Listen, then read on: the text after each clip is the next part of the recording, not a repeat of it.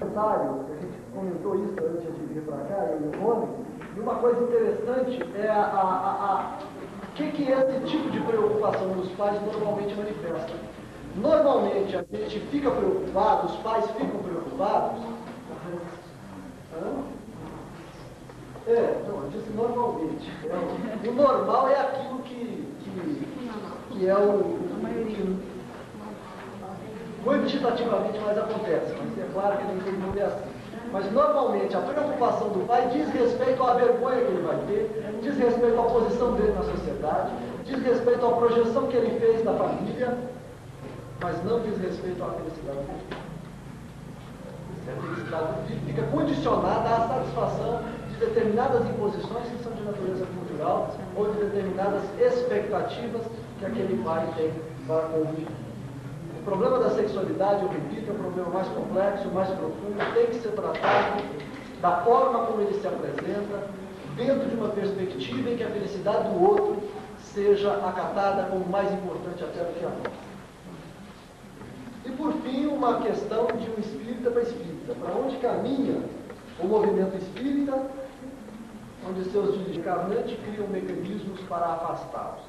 Eu estou entendendo aqui que diz respeito à forma como o homossexual às vezes é tratado dentro da casa espírita.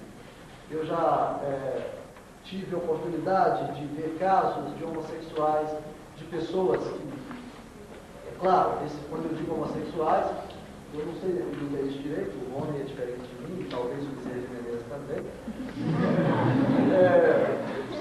Mas eu digo homossexual, aquela pessoa que se auto-identifica como tal e assume isso publicamente. Que eu acho que é de uma coragem fantástica,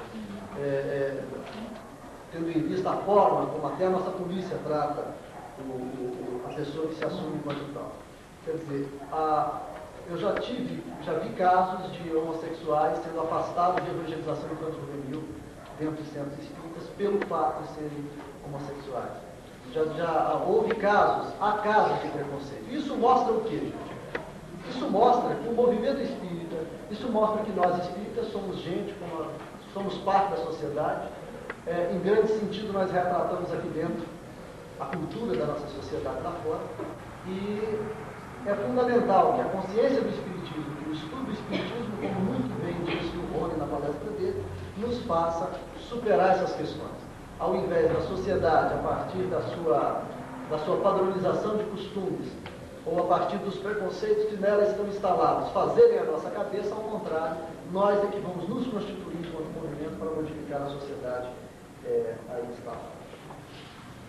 E aqui uma última pergunta que me chegou agora: como se disciplinar e se comportar quando surge o preconceito? Agir de forma não preconceituosa diante do preconceito. Quer dizer, nós temos que reagir diante do preconceito com indignação. Nós não devemos aceitar o preconceito. Certo? Quer dizer, não é entrar em guerra com as pessoas preconceituosas. Isso nós vamos achar em todo momento. Se a gente for entrar em guerra com os preconceituosos, nós vamos viver em guerra com a maior parte das pessoas. Nós temos que buscar superar a figura do preconceito, esclarecendo as pessoas. Esclarecendo. E nos recusando a adesão àquele tipo de comportamento. Tá? Não, isso aqui é você. Está escrito aqui, Rony, ele faça a pergunta para mim. Agora você. Vamos encerrar, para a gente tentar encerrar aqui, tá bom? Os homossexuais são considerados transexuais? Isso aqui são palavras. Eu disse que usaria uma terminologia pesquisada nas obras kardecianas. Então eu não sei exatamente o que você está falando, porque eu concordo com o Luiz. A complexidade da sua pergunta, ela se torna complexa, não por essa pergunta, ela se torna complexa pelo que você pensa de homossexual, o que você pensa de transexual. Mas dentro da óptica que eu falei, que eu pesquisei e disse a todos nós, os homossexuais são considerados transexuais? Depende, hoje em dia. Porque existem as pessoas que estão vivendo a homossexualidade mesmo sendo héteros.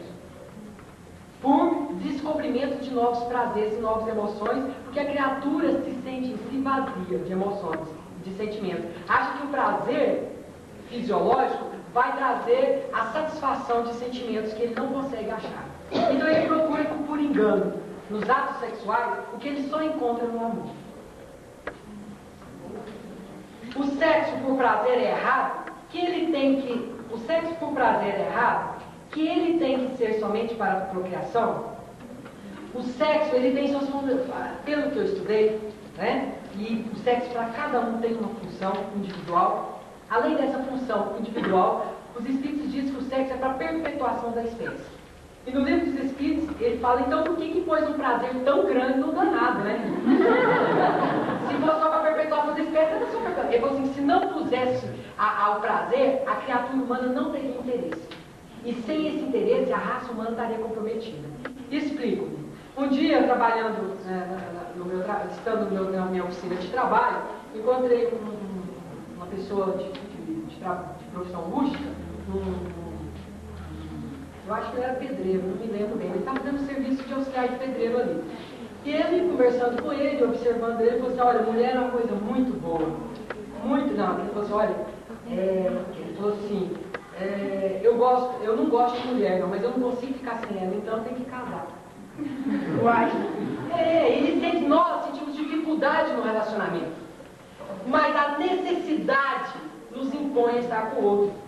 No ser fisiológico, a necessidade do prazer não é outra pessoa, e isso não tem nada de ruim, não. Ele tem que transformar essa necessidade de prazer em necessidade de amor. Então, muitas das vezes, o sexo tem prazer, sim. É o objetivo dele, com o prazer, nos equilibrar psiquicamente. Porque o sexo nos equilibra psiquicamente como desequilibra. Ele tem a função da procriação. E ele tem a função de união de almas. Tá bom? Qualquer outra coisa, a gente vai deixar isso que a gente pode conversar mais depois. O homossexualismo tem cura? A pergunta é... Primeiro, não é uma doença. Se cura lembra doença? Para mim lembra. Não sei se a pessoa quer dizer isso. Primeiro, não é uma doença. É um estágio do espírito. Uma condição momentânea do ser. Então, eu não sei responder essa pergunta. Bom? Dentro desses parâmetros. Onde devemos buscar auxílio? Aí sim. Todos nós, de uma forma ou outra, precisamos de apoio, de amor. Onde buscar auxílio? Isso varia no infinito, porque cada criatura tem um contexto em que o que ajuda o outro atrapalha ele. Então nós temos que ter a acuidade de amar o nosso amigo, a nossa amiga, nosso irmão, o nosso filho, olhar ele, observá-lo e ver do que ele precisa. É aquele caso quando o bebê chora, a mãe fala, põe remédio no ouvido que é dor de ouvido. Leva para a médica, ninguém sabe, ela sabe que é dor de ouvido. Porque ela observa o bebê, ela ama o bebê, a alma dela está em contato com o bebê, ela sabe o que o bebê precisa. E o Lúcio, no livro Jesus no Lar, ele fala uma coisa maravilhosa. De uma certa forma, todo doente conhece a sua doença, necessitando de amor e carinho acima de medicação. Então, o mais difícil, como diz Luiz, que teve o próprio irmão nessas conjunturas de experiências santificantes, porém dolorosas, ele precisava, acima de tudo, amor. O maior medicamento das almas é o amor, do qual nós vamos falar posteriormente, assim terminamos essa pergunta. Se for possível, sítios locais de tratamento. Nunca esqueçamos a psicologia, a psicoterapia, a psicanálise, o passe, a conversa de orientação na casa espírita. Tudo isso serve para nos guiar, nos orientar e, acima de tudo, o Evangelho de Nosso Senhor Jesus Cristo, meditado à cabeceira da cama todas as noites antes de dormir. Quando o indivíduo busca o outro por gostar desse outro e para conseguir tê-lo, fornece-lhe vantagens materiais, estudo, profissão, etc., úteis à sua existência, ele auxilia ou prejudica? Como auxiliar sem prejudicar? Quando o indivíduo busca o outro por gostar desse outro, você entendeu a pergunta? Alguém entendeu? Por favor, você nos ajudar? Quando o indivíduo busca o outro por gostar desse outro, vamos explicar. É pertinente, ou agora nós vamos voltar, o Luiz vai cifrar, entendeu? É pertinente, porque palavras é uma coisa complicada, né? Se fosse um diálogo era mais fácil. E fora a nossa incipiência em relação aos assuntos. É pertinente ou justo tentar reverter a opção do indivíduo em ser homossexual? É impertinente reverter no indivíduo. É pertinente reverter ou continuar em nós. Qualquer situação que nós subjugamos julgamos a criatura humana, nós estamos trocando uma prisão por outra. Nós temos que estar ao lado da criatura e não de frente com ela. É pertinente de acordo com o que a criatura lhe permite, e não de acordo com qualquer tipo de lei social ou pressupostos de mãe, pai, filho, irmão. Porque a criatura, antes de tudo, é filho de Deus, e a ele deve ir a responder as coisas. Então, eu digo com toda segurança, junto da criatura humana, tudo é pertinente. De frente a ela, debatendo, enfiando ela abaixo o que nós achamos, corremos o risco de tirar ela de uma situação e pôr outra muito pior. Porque a criatura evolui por si mesma, diz no Livro dos Espíritos. E é com contato social que os superiores ajudam os retardatários, não inferiores, retardatários, porque todos chegaremos. Porque não subestimemos a criatura, porque ela passa por transtornos psicológicos ou físicos. No íntimo pode ser um anjo, enjaulado no corpo, em situações momentaneamente difíceis. E amanhã seremos nós, e Ele que vai nos ajudar. Não teremos arrogância de sermos superiores em relação ao sexo. Porque quando inchados, diz Emmanuel, na virtude, muitas das vezes é porque os anjos de guarda nos deu uma oratória, nos deu um tempo. Amanhã quem vai passar somos nós. Porque no fundo todos somos bissexuais. Então ninguém sabe que tipo de experiência amanhã nós vamos decidir ter, ou em outras encarnações. A transexualidade é o momento equilibrado do ser em um corpo diferente da sua energia? Pergunto, o homossexualismo é desequilíbrio? Devemos então trabalhar para vivermos em abstinência? Emmanuel diz que em termos de sexo, cada criatura tem o que deve ser feito na sua consciência, nos seus planos de vinda a essa terra, a essa morada. Então, acima de tudo, a criatura, não quando você analisa o outro, mas quando você analisa a si mesmo, tem que buscar um programa íntimo do que é melhor para você e lutar por ele. A abstinência ou não a abstinência não é o relevante. O relevante é o que você tem que fazer diante das suas dificuldades, da sua necessidade sexual e da sua realidade e conjuntura social. Está dentro de você. Nós não temos que perguntar, que estudar, nós temos que voltar para dentro de nós mesmos. Acima de tudo. O restante vem depois. Interiorizemos-nos e todas as respostas virão. Porque nós temos todas as respostas dos nossos problemas, senão não seria justo. Senão o homem do campo que está isolado, o índio na Amazônia, ou a criatura que se encontra fora dos acessos da cultura e da inteligência, ela estaria perdida. Se Deus seria injusto. Todos nós trazemos as soluções, todos nós trazemos os problemas que nós temos na nossa vida, dentro de nós. E aí? Então vai, é sua. Eu vou fazer mais essa aqui, mas tem que ser rapidinho, nós precisamos encerrar, tá bom? Isso tá bom com a criança lá de casa. Ruther. 4, mas nós estamos encerrados. Gente, vamos encerrar as perguntas então, porque ele quer fazer uma... Encerramento para mim, acho que... Faz encerramento.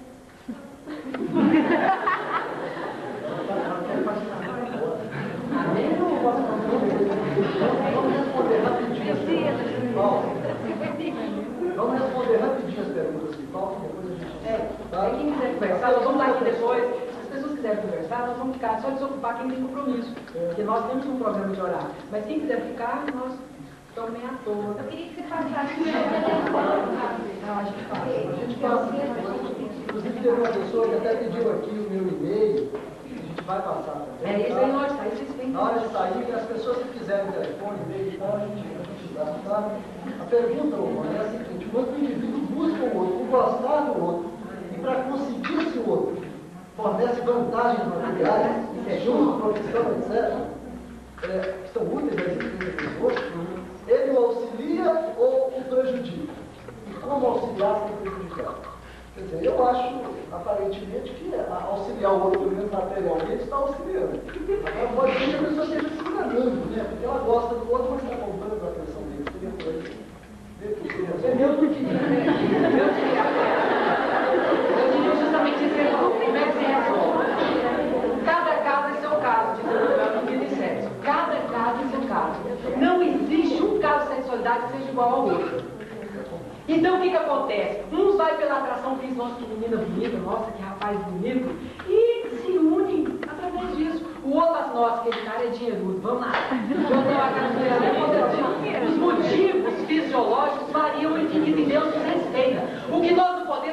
neles. Nós temos que ultrapassar a barreira da beleza, ultrapassar a barreira dos interesses materiais, encontrar a alma. Porque o dinheiro, muitos milionários quebram, e a pessoa linda envelhece cheia de rugas. Nós precisamos aprender a amar o ser, para a gente ter o amor eterno e não o amor momentâneo. Né? Então, seja por dinheiro, seja por laços afetivos, seja porque é religioso, seja porque é inteligente, não interessa. Que seja, mas amemos acima das condições. Porque só assim a gente vai ser amado e vai aplacar a sede de amor. Porque a maior dificuldade nossa não é ter companhia, é sentir a presença do outro dentro do coração. E isso só se dá quando se tem sentimentos. E fora dos sentimentos não há salvação. Desrespeito a cada pessoa procura o outro interesse material. O caso aqui é o inverso. Ele deu, ele está dando para pelo outro. Além de você dar dinheiro, é uma beleza. O importante é que não se detenha. O interessante disso tudo, eu acho que é o seguinte: o amor é uma questão de doação. Não é de teu. Mais uma vez, o amar, ele está dando. O amar, quando você está dando para ter. Aí não dá. Aí é troca. Aí é troca. É comércio. Quer dizer, isso pode. Mas a gente não pode analisar e julgar isso. Não, porque é tão mais. Alguém falou aqui e falou assim, comprando. Não é verdade, não sabe o que está acontecendo. Porque nos jogos dos sentimentos, o que um faz não significa que o outro faz. Não dá para julgar pelos nossos sentimentos. Então é tão sutil a coisa que até nas aberrações ela se dá. Porque o amor é uma sementinha. Aonde ela é jogada, ou no asfalto, ou no campo propício, ela flui. Então é essa a grandeza do amor, né? Que mesmo entre as nossas paixões, ela floresce. Isso é o mágico, né? Mas nós temos que cultivar isso. E a pergunta final: como auxiliar sem prejudicar a ama faça o possível para transformar o seu amor numa forma de doação? Quanto mais você doar, mais você vai ter amor. Obrigatoriamente a pessoa. Muito bem. Qual deverá ser a atitude dos pais ao constatar a tendência do filho às práticas femininas desde a infância? Ele se amusculação. Quando os pais não percebem esse início, como devemos agir em relação à situação se somos partes? Se somos partes, vamos tratar a coisa como sociedade, você trata como psicologia. Tudo bem. Eu acho que você começar a trabalhar essa coisa de que existem práticas que são femininas, existem práticas que são masculinas, já é o começo do preconceito. Exato. Tá certo? Quando você começa a querer definir, olha, meu filho, um menininho de 6 meses de idade, estava lá rindo e pegando com a boneca. Nossa, isso aí, meu menino já é homossexual. Isso já é uma forma de preconceito. Já é uma forma de preconceito. Então, eu tenho festejado muito, atualmente, na nossa sociedade, o que os movimentos feministas estão fazendo conosco na nossa sociedade hoje. Quer dizer, a gente está muito longe ainda de obter um equilíbrio entre homem e mulher nessas questões de vivência cultural. Mas é fundamental que cada vez mais nós espíritas, reconhecendo que o espírito, ele não é essencialmente homem ou mulher, ele é espírito imortal, e ele é ocasionalmente homem e ocasionalmente mulher. Tá? Eu sou homem ocasionalmente, poderei ser ou poderei já ter sido mulher em outras circunstâncias. Quer dizer, eu aceitando isso com naturalidade, eu começo a enxergar nas pessoas o que elas realmente são espíritos imortais. E aí o fato da pessoa ter uma psicologia que culturalmente, isso é construção cultural, a tal você falou de psicologia feminina em corpo masculino, psicologia masculina em corpo feminino, fica parecendo que psicologia masculina e psicologia feminina e masculina são coisas lá da criação. Deus criou a gente, o homem criou a mulher. Não é verdade isso, Deus criou espírito. Psicologia feminina e psicologia masculina é uma criação sociocultural e histórica que a pessoa constrói nessa vivência com os outros, na identificação do que é ser homem dentro da minha sociedade, o que é ser mulher dentro da minha sociedade. Eu crio uma identificação psicológica eu me molduo daquela forma. E aí é que se fala, às vezes, dos processos chamados... molduras é paixão. Pois é. Então, o que acontece? Se você enxergar o teu filho não como homem ou mulher, ou não a partir da fisiologia dele. O espírita pergunta, essa pergunta não apareceu hoje, eu achei interessante isso, que a coisa, a gente nasce homem ou nasce mulher, a gente tem que se emoldurar aquilo. É importante a gente compreender que a realização espiritual do ser, cada vez mais, é o espírito mandando no corpo e não o contrário. Certo? A harmonia entre espírito e corpo é uma coisa profundamente necessária no que diz respeito às questões de saúde, para a gente construir a saúde do nosso corpo físico e a saúde do nosso espírito, um contribui para o outro. Agora, não é que as questões de identificação psicológica ultrapassem muito as vivências socioculturais entregadas ao corpo físico, ou essa história das funções da fisiologia. Então, é muito importante a gente tratar com naturalidade essas questões, enxergarmos a construção da sexualidade do nosso filho como algo que precisa e que deve construir, e a gente deve contribuir para que isso aconteça, a construção do equilíbrio, da harmonia, da paz interior, para que ele se construa como espírito. O Chico Xavier, por exemplo, é um modelo típico disso, sabe? É uma alma de características femininas, tá? Dentro de um corpo masculino e sem conflito. Isso não é problema. Isso é da circunstância da vivência de cada um de nós.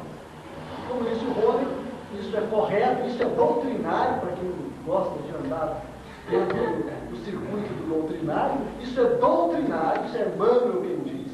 Quer dizer, nós somos bissexuais. E a bissexualidade, o Emmanuel coloca não somente como algo que nos constitui nessa coisa da multiplicidade das experiências sexuais dentro da nossa sociedade, mas a bissexualidade, segundo o Emmanuel, é a condição do espírito perfeito. O espírito, quando vai se evoluindo, quando vai crescendo do ponto de vista psicológico, quando ele vai crescendo como espírito, ele vai equilibrando a natureza considerada culturalmente masculina e a natureza considerada culturalmente feminina.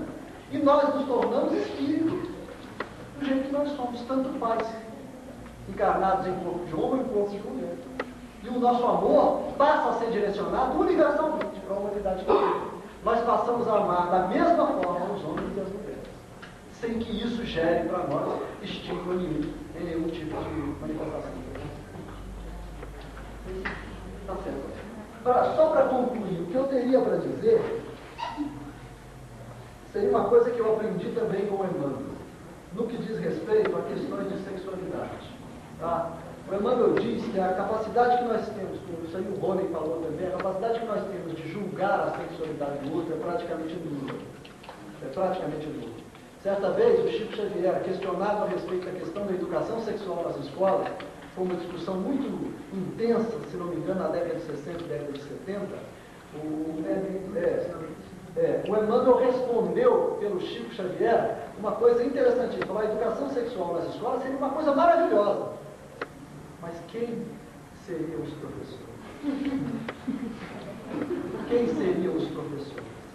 Quem de nós tem condição, em sã consciência, de lecionar a sexualidade dos outros? Por isso, Emmanuel nos traça um roteiro, e esse roteiro eu utilizo como base para juízo a respeito de questões de sexualidade, para perguntas que as pessoas me fazem a respeito de como é que eu me comporto sexualmente. O Emmanuel dá 3 regrinhas básicas e uma exceção. Uma regra que funciona como universalização da exceção. A primeira regra, característica de uma relação sexual equilibrada, seja ela heterossexual, homossexual ou o nome que vocês quiserem dar. Isso para mim, essa rotulagem para mim não volta mais. A relação afetiva entre as pessoas, ela é positiva, ela é construtiva, ela é boa, quando ela satisfaz pelo menos 3 condições. Primeiro, amor. Amar o outro no sentido de fazer, de buscar, doar a ele e fazer a felicidade da outra pessoa. É um movimento de altruísmo. Primeiro, amor. Segundo, respeito. Não invadir o outro em momento nenhum. Coisa que nós homens fazemos demais com as mulheres, quando a gente submete as mulheres à nossa vontade. E às vezes a gente encontra aquele cara de 60, 70 anos de casamento, 50 anos de casamento, a mulher dá um piripaque nele, sai, acaba com o casamento depois de vários anos, e o homem fica atarantado sem saber o que aconteceu, porque ele não percebeu que o casamento dele estava acabando, porque ele submeteu a mulher no outro. Eu dei tudo para ela. Deu tudo dinheiro e tudo, e tratou-a de maneira egoísta. Respeito acima de tudo. Amor, respeito e autodisciplina. Educação da própria sexualidade. Autodisciplina. Não é disciplinar os outros, não. É disciplina para comigo. Eu ser rigoroso para comigo no que diz respeito às questões de relacionamento afetivo e relacionamento afetivo. E ser profundamente respeitoso para com as outras pessoas. Nada do outro me seja estranho. Porque é o momento em que ele vive que eu tenho que respeitar e auxiliá-lo naquilo que ele manifesta como necessidade. Amar o outro acima de tudo. Fala, companheiro, você pode cair no mais profundo dos abismos e na promiscuidade, ou seja, eu estou do teu lado, eu te amo de qualquer maneira, eu te aceito de qualquer maneira. Isso vale para o centro espírita também, que houve uma pergunta nesse sentido. O que fazer quando o homossexual vem para o centro espírita? Nós devemos deixar de ser médico, deixar de ser professor das crianças, deixar isso, deixar de ser aquilo? Abra as portas do centro espírita para todas as pessoas.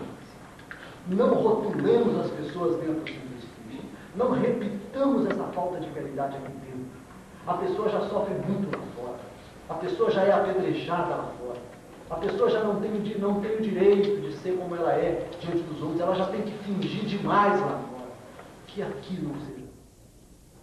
O centro verdadeiramente espírita é aquele que acolhe a pessoa, qualquer que seja a bagagem de necessidade.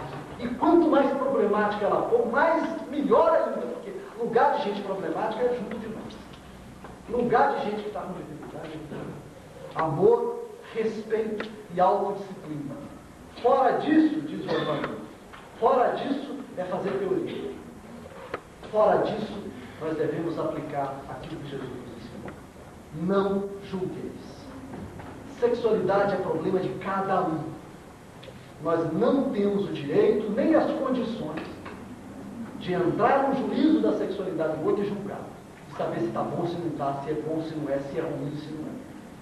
Não julguemos. Amemos a pessoa. Respeitemos a pessoa. E autodisciplinemos.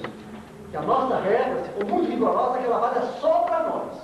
Que o mundo possa ficar louco. Mas que essa regra não valha para nós, não valha para os outros é amor, respeito e não julgamento. Eu não sei o que ele faz, não sei por que ele faz. Eu só o amo e o respeito dele. Fazendo assim, nós já teremos um bom caminho.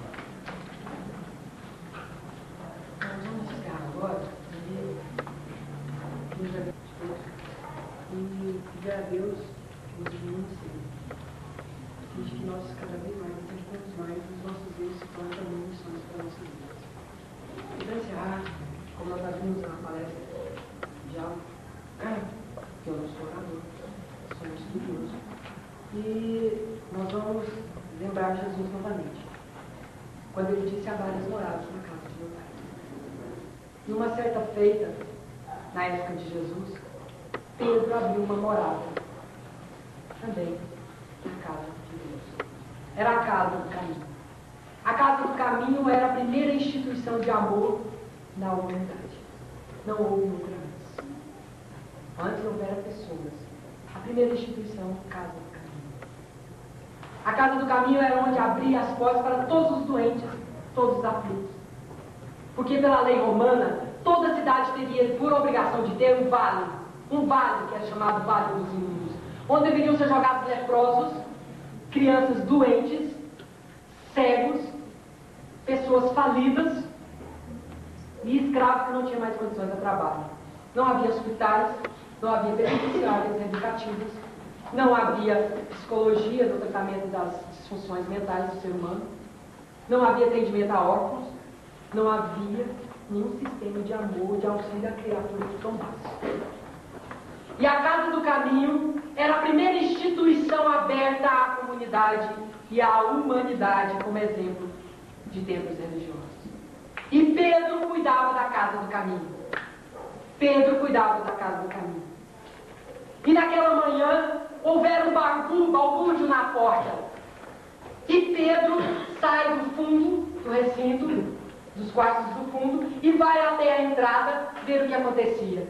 As mulheres que atendiam os sofredores barraram a porta uma mulher que estava toda ensanguentada, roupas todas rasgadas e frangalhos.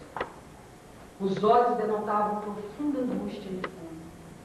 E ela estava semi-louca, diz o irmão X. Toda ensanguentada porque foi apedrejada em plena praça por todos da cidade de Jerusalém, que foram tacar a sua pedra na prostituta, na mulher dita imunda, na pecadora confessa. Ela foi julgada pelos populares sobre os efeitos de justiças que traziam na sua consciência adormecida e apedrejaram. Ela então, fugida das pedras, bate na porta do caminho e pede socorro. Quando Pedro a olha, fica numa extrema dúvida. Porque eles estavam ainda sob envolto da justiça de Moisés, olho por olho, dente por dente. E a justiça de Moisés, sob os regulamentos de Roma, deveriam apedrejar as mulheres que se dedicassem à prostituição, não os homens que as prostituíam. Então, nós, naquele momento de muita angústia na porta da casa do caminho, Pedro não sabia o que fazer, porque Jesus não havia deixado nos critérios da casa do caminho, não havia nenhum regulamento que dissesse que ela poderia entrar, ou que ela não poderia entrar. Jesus mandou amar, mas trazer uma criatura dessa aqui para dentro, porque até então a casa do caminho só tinha doentes, órfãos, viúvas, vencidos da sorte. Então, Pedro pediu um momento e foi para o quarto orar, pedir ajuda a Jesus. Ajoelhou-se, como costume da época, e de mãos postas e de coração profundamente tocado, pediu a Jesus que lhe orientasse. E naquele instante, sobre as brumas matinais, Jesus se materializa diante dele. E as lágrimas socorrem seus olhos e seu coração. Porque ele teria tanta coisa a falar de Jesus, ele tem saudade de Jesus, ele tem os seus problemas, as suas dificuldades, mas naquele instante ele precisava falar da outra, do seu irmão. E ele então cala todas as suas interrogações e pergunta: Senhor, o que fazer? A pecadora bate à nossa porta. O que devemos nós fazer? E ele responde: meu filho, não vim para curar os sãos. Mas, Senhor, se devemos então abrir-lhes a porta, para que devemos fazer isso? Para julgá-la? Ele falou: não. Para julgá-la temos os juízes e as legislações. E ele consternado, volta a perguntar: mas, Senhor, devemos mostrar a extensão de seus erros? Ele falou: para ele também não, porque para mostrar a extensão dos seus erros tem as bocas que a maldizem e as mãos que a atacam e que a atiram as pedras. Senhor, devemos então trazê-la aqui dentro para mostrar os padecimentos que ela voluntariamente buscou? E ele falou: também não, porque as pessoas que consorciaram com ela, que viveram com ela e que participaram dessa insânia, deixaram-na com fome e sede de amor. Eles já fizeram isso. E ele pergunta: Senhor, então devem trazê-lo para mostrar os erros que ela comete nessa vida, e os erros, e esses erros vão trazer efeitos nessa vida e na outra vida? Ele falou: também não, porque os espíritos algozes que estão no plano espiritual, isso, são os espíritos que esquecem das próprias falhas para ver as falhas alheias.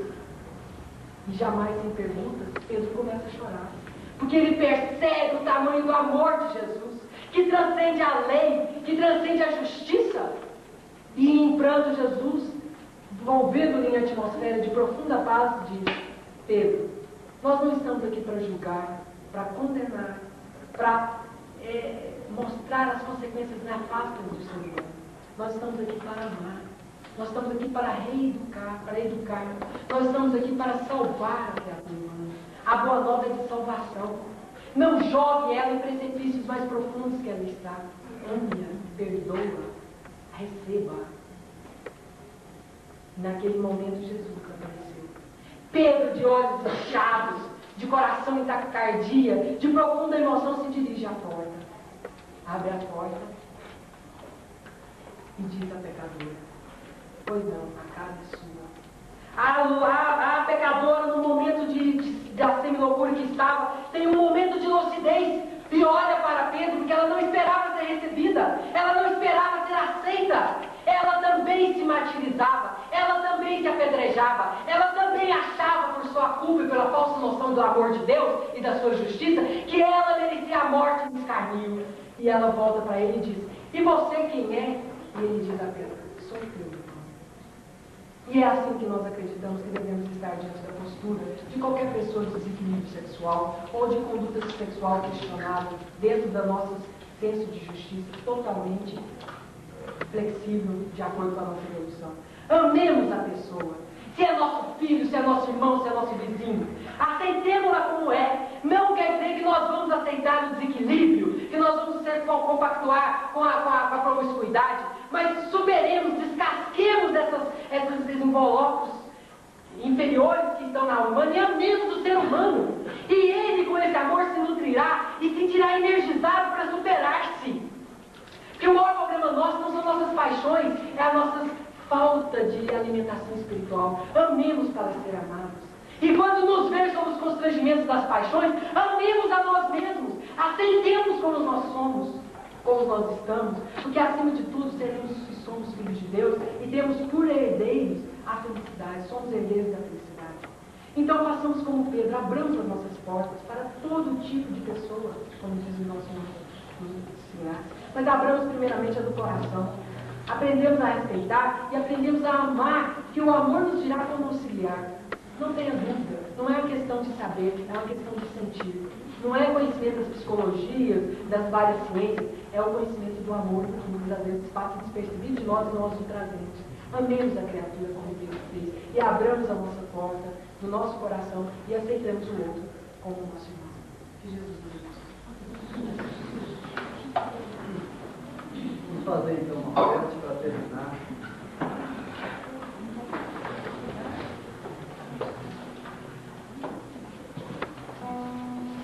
Todas as vezes que a gente se reunir para tratar de sexualidade, nós sempre terminamos assim, falando não só da expressão da sexualidade, que é a mais bela do ser humano, que é a expressão do amor. Amor esse que se manifesta em nós, seres humanos, em dois sentidos, a partir da interpretação de Jesus Cristo. O amor ao nosso próximo, à pessoa que está próxima de nós, seja ela semelhante ou não. O amor a Deus. Esse ser absoluto que nos deu a vida e não nos julga, que construiu a nossa morada, as muitas moradas do universo, e nos as entregou sem qualquer exigência, sem sequer perguntar o que iríamos fazer com cada uma das suas criações, mas que está ligado a nós através do pensamento em cada segundo, em cada instante de nossa vida. Pai Celestial, obrigado pelo que nós vivemos na manhã de hoje. Obrigado, Senhor, pelas experiências difíceis que passamos. E auxilia-nos, amigo divino, para que cada uma dessas experiências constitua para nós uma lição imorredoura, a partir da qual aprendamos a amar a cada criatura que cruzar conosco os mesmos caminhos. Abençoa, Senhor, o nosso coração, para que ele, neste instante, se sinta completamente tocado pelo teu amor. Que dentro de nós, neste momento, brote essa energia maravilhosa, essa luz profunda, e que nós, Jesus, tenhamos receio de distribuí-la para as outras pessoas. Que essa energia nos dê coragem para afrontar todas as dificuldades e as misérias morais do mundo. A a fim de que de cada experiência, de cada sofrimento alheio que nos é dado, possamos nós, utilizando essa energia sublime, transformá-las em momentos de felicidade na vida dos outros. Aprendemos com Emmanuel, Senhor. O maior pecado do mundo é diminuir a alegria dos outros. Nós jamais façamos isso com ninguém. Diante do sofrimento da outra pessoa, do conflito da outra pessoa, nós sempre sejamos o mensageiro da paz. Nós sempre sejamos o mensageiro do perdão, da compreensão, do entendimento, da tolerância infinita, do amor que aceita o outro. Fazendo assim, Senhor. Sejamos nós a cada dia companheiros no processo de transformação do homem, no processo de transformação da humanidade. Obrigado, Senhor, por mais esta experiência de contato íntimo, intenso com Deus. Fica conosco, Senhor. Ensina-nos a viver. Ensina-nos a amar.